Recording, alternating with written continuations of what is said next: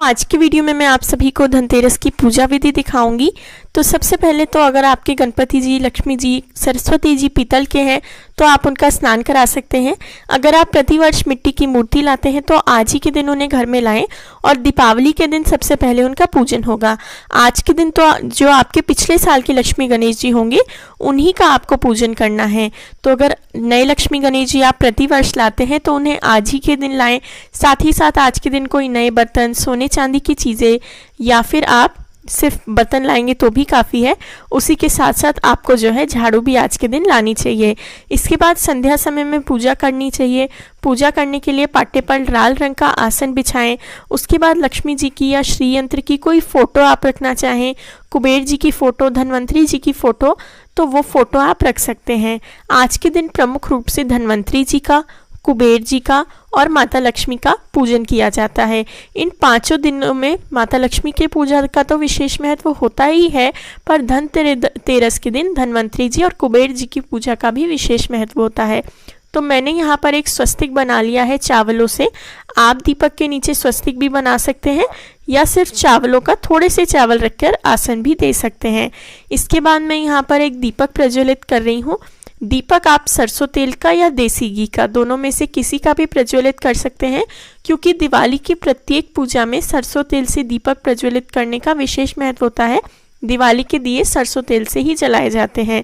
साथ ही साथ आज के दिन यम का दीपक भी प्रज्वलित किया जाता है।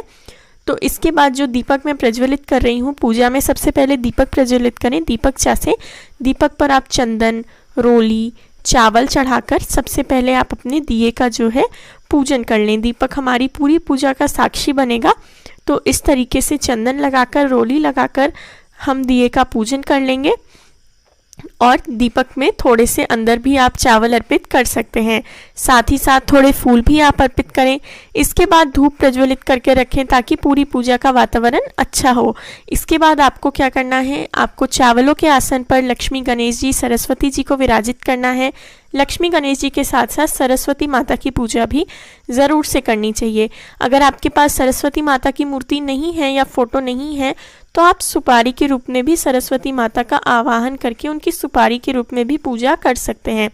जैसे मैं आपको आगे दिखाने वाली हूँ, अगर आपके पास धन्वंतरी जी की या कुबेर जी की फ़ोटो या मूर्ति में से कुछ भी नहीं है तो आप सुपारी में उनका आवाहन कर सकते हैं।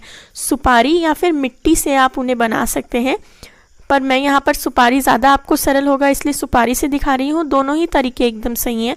तो मैंने 2 पान के पत्ते रखे हैं, उन पर थोड़े से अक्षत रखकर मैं चांदी का एक सिक्का रख रही हूँ। चांदी का नहीं तो आप नॉर्मल 1 रुपये का जो सिक्का होता है वो भी रख सकते हैं। और उनके ऊपर मैंने सुपारी रखी है। अब आप हाथ में थोड़े से चावल, कुछ फूल के पत्ते और जल लें और अब आपको सुपारी में कुबेर जी का और धन्वंतरी जी का आवाहन करना है। तो आप भगवान से प्रार्थना करें कि हे धन्वंतरी महाराज, हे कुबेर जी, आप हमारी पूजा में पधारें और हमारी पूजा को स्वीकार करें। इसके बाद आपको जल का छींटा देकर सभी भगवान को स्नान कराना है। अब भगवान को स्नान कराने के बाद हम एक एक कर सभी का तिलक करेंगे।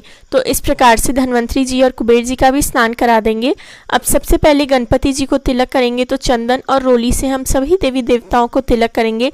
इस प्रकार से सबसे पहले चंदन लगाएंगे और उसके बाद रोली अर्पित करेंगे। तो आपकी जो मूर्ति है उन्हें आप विराजित करें और उसके बाद चंदन का तिलक लगाएं, रोली का तिलक लगाएं। माता लक्ष्मी, माता सरस्वती को आप हल्दी भी अर्पित करें। हल्दी सौभाग्य का प्रतीक होती है और वो आपको सभी देवियों को ज़रूर से अर्पित करनी चाहिए। मेरे पास फ़ोटो भी है। फ़ोटो में भी मैं कुबेर जी को, उनकी पत्नी को, माता लक्ष्मी को, माता के जो गज हैं यानी हाथी हैं उन्हें, श्री यंत्र को और अष्टलक्ष्मी को, जो जो आपके जो पूजा का चित्र है उसमें बने हो सभी पर आपको तिलक करना है। अब मैं रोली लगा रही हूँ तो भगवान को रोली यानी कुमकुम अर्पित करेंगे। तो इस प्रकार से कुमकुम भगवान को रोली अर्पित कर देंगे। लक्ष्मी माता को लाल रंग अति प्रिय है और सुगंधित चीज़ें अति प्रिय हैं, तो आप उनकी पूजा में उनका यूज़ ज़रूर से करें।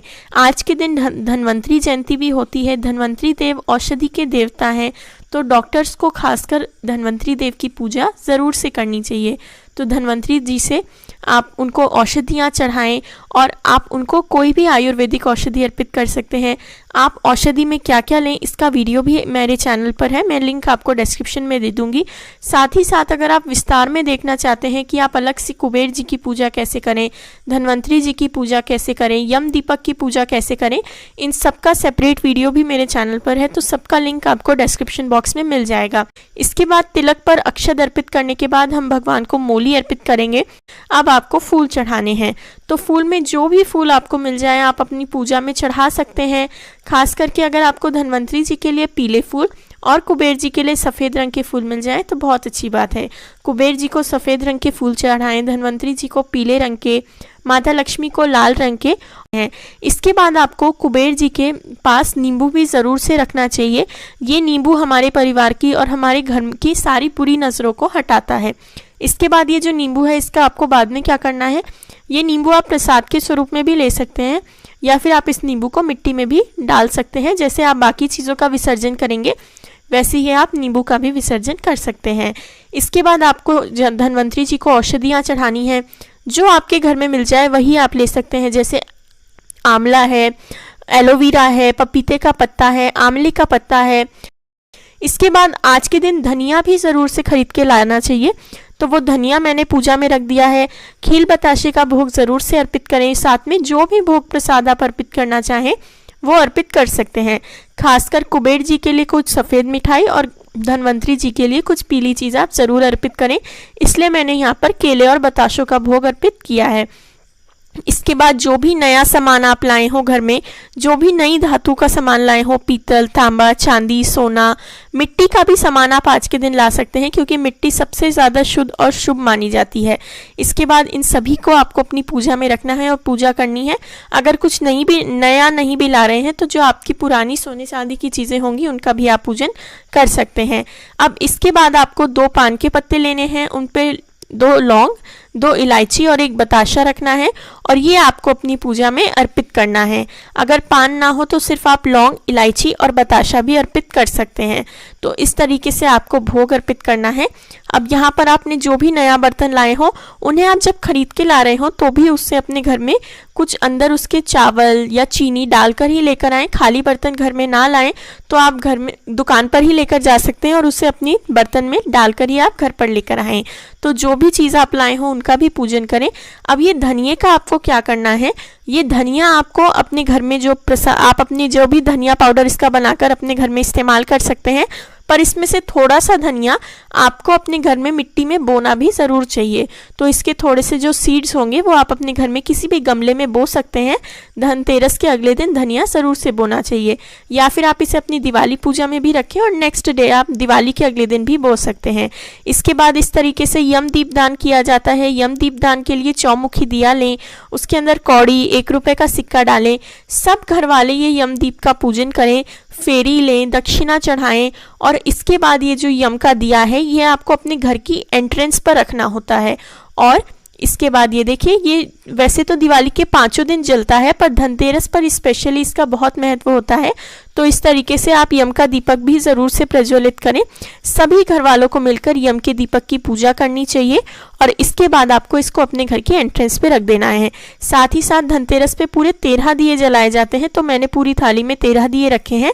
ये 13 दिए आपको अपने घर में हर जगह पर रख देने हैं।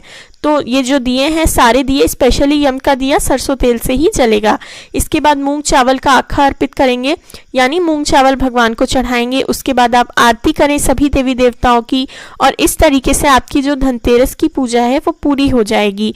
तो अगर आपको वीडियो अच्छा लगा हो तो वीडियो को लाइक करें, लास्ट में कपूर आरती भी करें। अगर आपको कोई भी क्वेश्चन हो तो आप मुझे कमेंट सेक्शन में पूछ सकते हैं। अगर वीडियो अच्छा लगा हो तो मेरे चैनल को सब्सक्राइब ज़रूर से करें।